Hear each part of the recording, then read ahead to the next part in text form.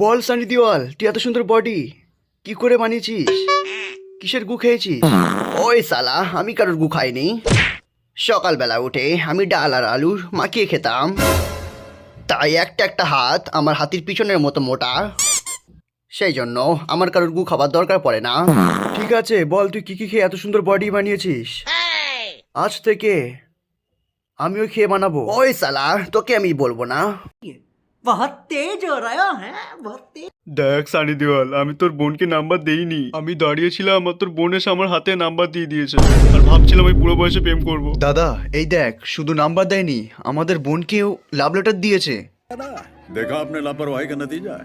ওই আমার বোনকে লাভ লেটার দিয়েছিস, তোকে ছাড়বো না।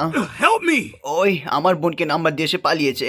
হ্যাঁ দাদা, সে পালিয়েছে, আমি তাকে খুঁজে পাচ্ছি না। ওই যেখানে পাবি ওর প্যান্ট খুলে নে, ওকে ন্যাংটো করে দে। কোথায় সে টাকলু? ওকে নিয়ে আসো।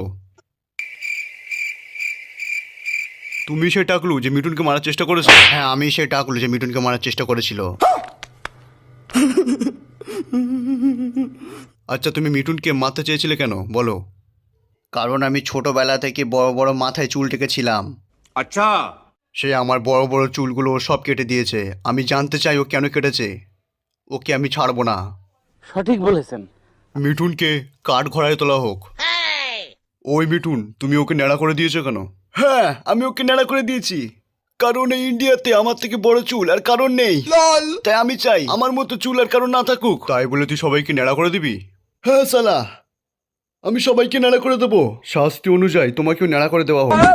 আমাকে ন্যাড়া করা হবে কেন? ও তো আমাকে মারার চেষ্টা করেছে। আর তুই যদি আমাকে ন্যাড়া করে দিস, তাহলে আমি তোকেও ন্যাড়া করে দেবো। কত সুন্দর রান্না হয়েছে, সানি দেওয়ালকে একদম খেতে দিবি না।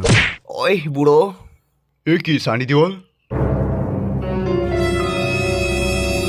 ওই তোকে আমি ছাড়বো না, তোকে আমি মেরেই ফেলবো। তুই এখানে লুকিয়ে লুকিয়ে খাচ্ছিস, আর আমার 10 দিন ধরে খাওয়া হচ্ছে না, তুই জানিস না? আমি তোকে ছাড়বো না, আমিও খাবো, আমাকেও দিতে হবে। नहीं